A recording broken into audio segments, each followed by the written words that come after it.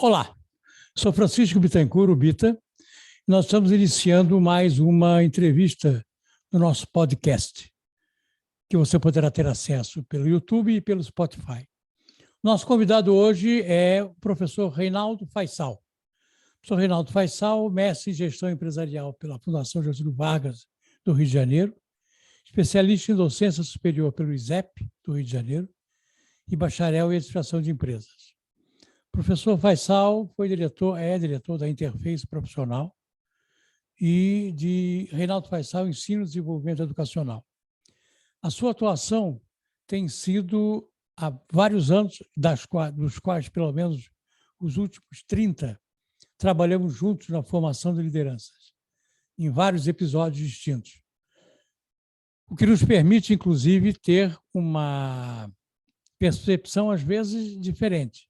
Mas a contribuição do professor Faisal será no sentido de trazer uma nova reflexão sobre os conceitos que permeiam a liderança contemporânea. Faisal, é um prazer ter você aqui comigo.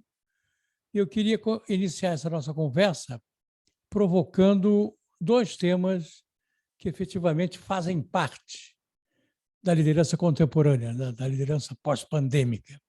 Um deles é a gestão do capital humano, do capital intelectual. E a outra é a associação da liderança com esse fenômeno e com o desenvolvimento de carreira.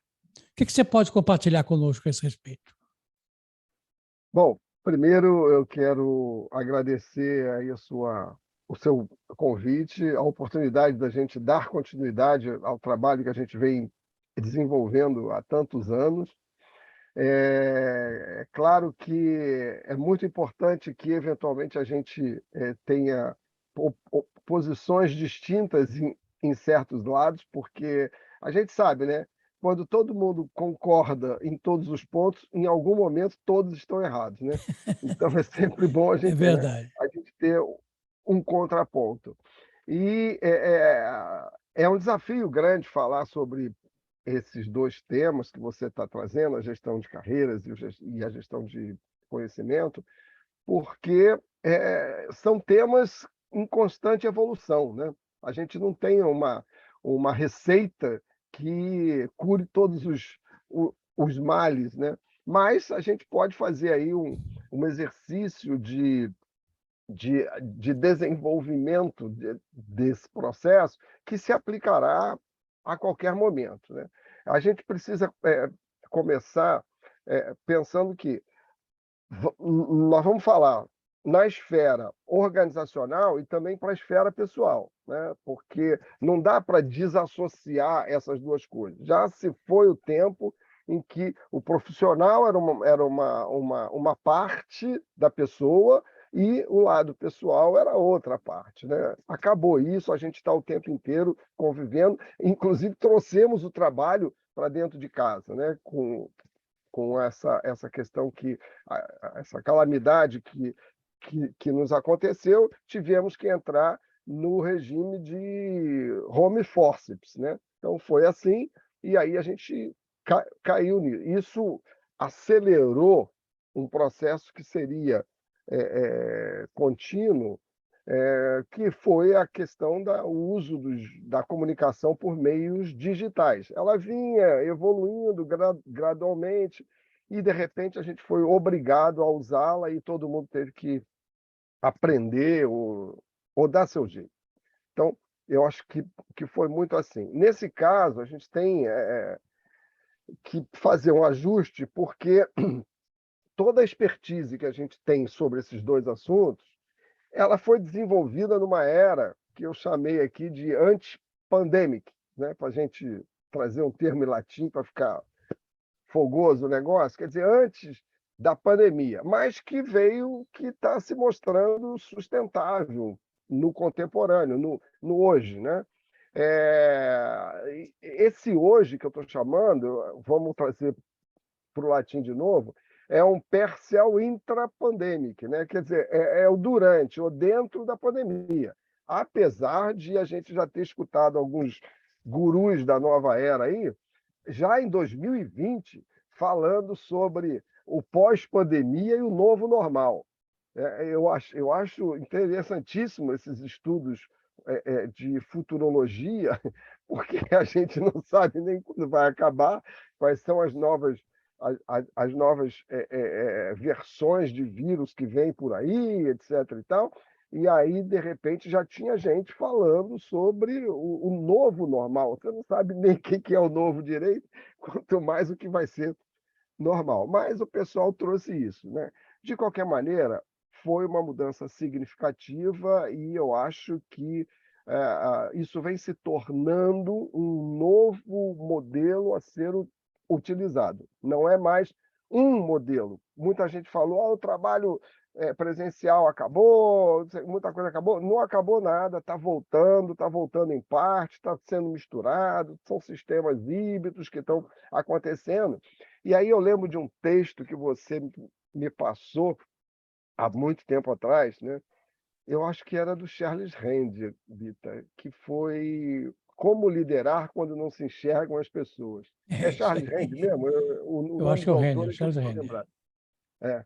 E aí, quer dizer, eu acho que está na hora de usar isso mais do que nunca, né? Uhum. Porque é completamente diferente. Existem sisteminhas que controlam agora, né? Quanto tempo a pessoa está ligada, em que site que ela está, etc. e tal. É mais um pouquinho de taylorismo em cima da gestão, né? Porque você tem métodos ali para olhar as pessoas. Me lembra aquele estilo que o capataz ficava mais alto olhando o pessoal é, é, trabalhar. É uma forma de liderança ainda muito focada no controle. A gente está vendo que isso está muito forte nesse ponto. Mas a gente precisa entender que hoje, e aí você falou numa palavra que eu abomino um pouquinho, que é o capital humano, mas você logo trouxe para o capital intelectual, porque, apesar de ser muito usado, tem aquela questão, né? Eu aqui ainda faço muita relação de capital com aquilo que pertence à empresa. E eu lembro que um dos nossos colegas, o João Dutra, me, me falou uma vez sobre a questão de como é que pode ser capital humano se esse capital vai para casa jantar todo dia, né? E o capital não sai da empresa assim. Aí a gente traz para o capital intelectual, que aí já é uma visão mais ampla e aí realmente a empresa pode se apropriar dele. E a gente vai chegar a explicar isso melhor quando falar da gestão do conhecimento. Mas a gente precisa entender que hoje a grande preocupação é tornar a empresa perene. E aí tem um conceito que vem sendo desenvolvido e aumentado, que é o conceito da sustentabilidade, mas não com aquela visão econochata, como se falavam, né? Que é a questão só ambiental. A gente tem que entender que todo mundo na organização, e não é só a liderança, mas os gestores principalmente têm essa função, de trabalhar para o desenvolvimento sustentável das organizações. O ser humano ele tem uma vida limitada, né? Em algum tempo, né, a gente falece. Mas as empresas não, elas têm esse poder de serem eternas. O problema é fazer esse ajuste. E essa sustentabilidade que eu estou falando é a sustentabilidade que atende a 5 pilares: o político, o social, o cultural, o econômico e também o ambiental, né? Sem dúvida, eu tenho que cuidar disso. Quando a gente fala de política, a gente está falando de construção de cidadania. E você vai ver que isso tem uma relação muito forte, esses 5 pilares, com esse novo conceito dos princípios ESG, pelos quais as empresas vêm sendo medidas, né, avaliadas em seus índices, apesar disso ter nascido lá com o Kofi Annan, né, da ONU, Uhum. que ganhou mais peso nos últimos 3, 4 anos aí, porque uma empresa de avaliação de empresas começou a classificar as empresas exatamente pela prática que elas têm do ESG, que envolve o ambiental, o social e também a governança corporativa, o que tem tudo a ver com esses 5 pilares, porque eu tenho a construção da cidadania, né, o envolvimento que a empresa tem no ambiente em que ela está, eu tenho a parte social para cuidar das diferenças sociais e da liberdade pessoal, e aí a gente pode puxar para a carreira, né? Porque Sim. toda a carreira vai ter esses princípios linkados com a governança, com a parte social e ambiental. Então, as empresas vêm sendo medidas e avaliadas para isso, os investidores vêm dando atenção a isso, e os clientes também. Né? Hoje em dia tem clientes que, não vou comprar dessa empresa porque ela usa isso, ela usa aquilo. Né? Então, aqui em casa eu sofro uma pressão muito grande sobre os transgênicos. Né? Tem muita coisa que a gente não usa porque usa transgênico, etc. e tal. No lado econômico, nesse pilar, a gente tem que ver que a empresa precisa ser economicamente eficaz e ter os seus recursos geridos de forma a não afetar gerações futuras. Né? Antigamente não se preocupava com isso, mas hoje não. Hoje você precisa fazer isso. Por quê? Porque tem um impacto ambiental, um impacto social muito grande. E aí, imediatamente, isso vai abalar a imagem da empresa. O que vem a ser? A gente lembra que a gente tinha os desbravadores, né, que fizeram o que quiseram com o nosso planeta aí, né, com uso intensivo de carvão para a produção de energia, etc. e tal. E hoje a gente tem que usar isso, aí já entra na gestão do conhecimento, como lições aprendidas. Né? O que pode, o que não pode ser feito, né? Porque o impacto disso é um impacto que, às vezes, arrasa uma área inteira. Né? A gente tem exemplos de desertos que foram florestas e simplesmente foi tudo dizimado, e a gente precisa cuidar disso. Na questão cultural, você vai ter que preservar a cultura local. A gente vive num mundo hoje cada vez mais globalizado. Ótimo, isso é maravilhoso. Mas eu não posso perder as minhas raízes. Certo. Né? Então, eu tenho que desenvolver isso também nessa visão. É um paradoxo interessante, porque você vê que a gente está esse mundo que está mais interconectado, realmente, mas a gente está com tudo junto e misturado, mas a gente precisa preservar a identidade. É a questão da individualidade, é a questão do indivíduo. E o ser humano nada mais é do que um indivíduo. E esse é o grande problema para nós que cuidamos de gestão de pessoas. Né? E isso tem um impacto muito grande aonde? No clima organizacional. Tem a ver com a cultura organizacional, como é que eu trato aquela questão dos valores e tal, que alguns agora já vêm falando em substituir por comportamentos, porque são mais visíveis do que valores. Né? Valores precisam ter muita transcrição para significados, enquanto comportamento você vê na prática. Né? Como é que você atua? E aí eu lembro que, às vezes, eu vejo algumas missões das empresas, né? Aquele quadrinho lá na Sim, parede, claro. quadrinho, é maravilhoso. Aí eu olho e aí pergunto a alguém assim, um funcionário mais simples da empresa, mas, cara, o que está dizendo ali? Eu não estou entendendo. Aí, é a nossa missão. Mas o que quer dizer a missão? É a missão que os diretores disseram que era para a gente seguir.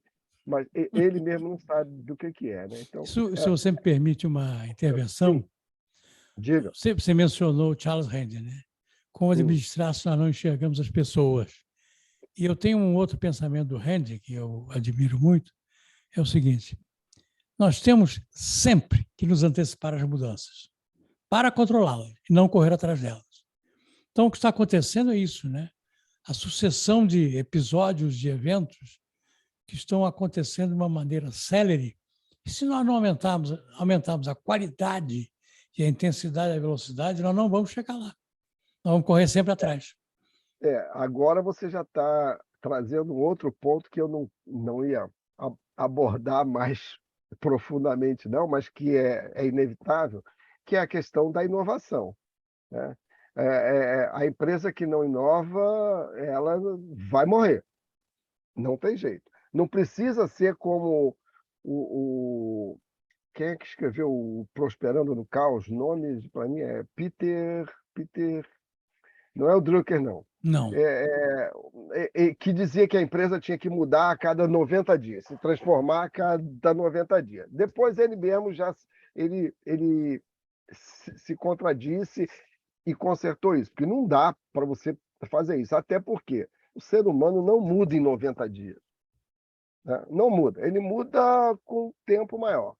Então, tem essa questão de você tratar esse aspecto de estar se organizando para fazer essa mudança a constante e a evolução, né? É isso que faz parte desse desenvolvimento sustentável.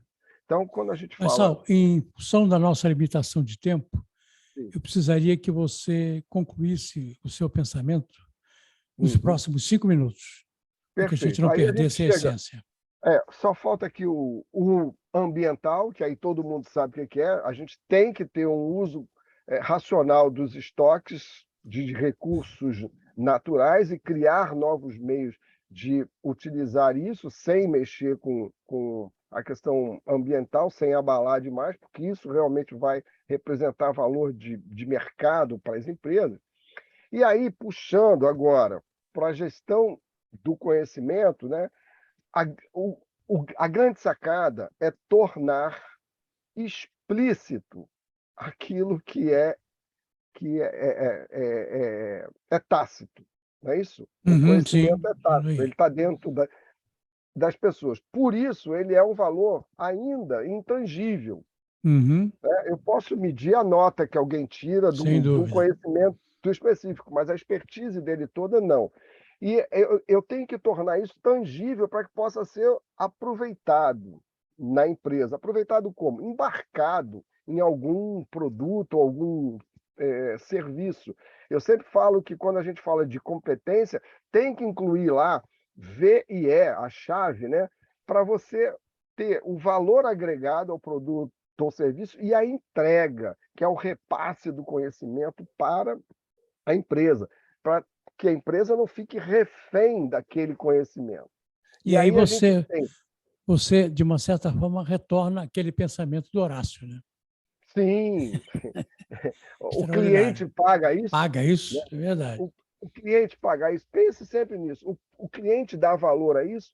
E aí, na gestão de carreiras, né, o que a gente diz, a gente tem que se adaptar a esse mundo todo, que está mudando de VUCA para BANI para Bright, que é do nosso amigo Hélio Costa, traz dois aspectos importantes, que é a oportunidade e a questão do risco. Toda empresa vive sobre uma condição de risco. Esse risco precisa ser calculado e controlado, né? Então, o gestor tem que atender a isso. Independente, aí fica o meu recado final, né? Independente da posição em que você estiver, seja iniciando agora, vamos botar assim como jovem aprendiz, estagiário, etc. e tal, ou CEO, presidente de uma empresa, acionista, gerencie a sua carreira, lidere o seu autodesenvolvimento. Fazendo o quê? Primeiro, defina o que e como você deseja ser profissionalmente. Projete a sua imagem e comece a andar nas pedras que levam a esse caminho, né? Ou seja, avalie as características que essa posição necessita, o que você precisa para atingir esse objetivo. E aí, pare de correr atrás, procure correr na frente dos outros, Sim. porque se você correr atrás, você nunca vai chegar na É frente. Então, verdade. corra do lado de alguém que esteja lá e ultrapasse depois, porque você precisa chegar na frente, você precisa estar lá, porque o mundo está cada vez mais encolhido em termos de ofertas de emprego. Já se fala que o emprego vai acabar, etc. Mas a gente tem que cuidar do trabalho. Trabalho sempre vai existir. E é aí que você vai fazer diferença. Lembrando que, para a liderança, a gente sabe que a vida humana tem limite, mas as empresas têm a oportunidade de serem perenes. E vai depender da capacidade dos seus gestores. E é aí que a liderança entra. Tá?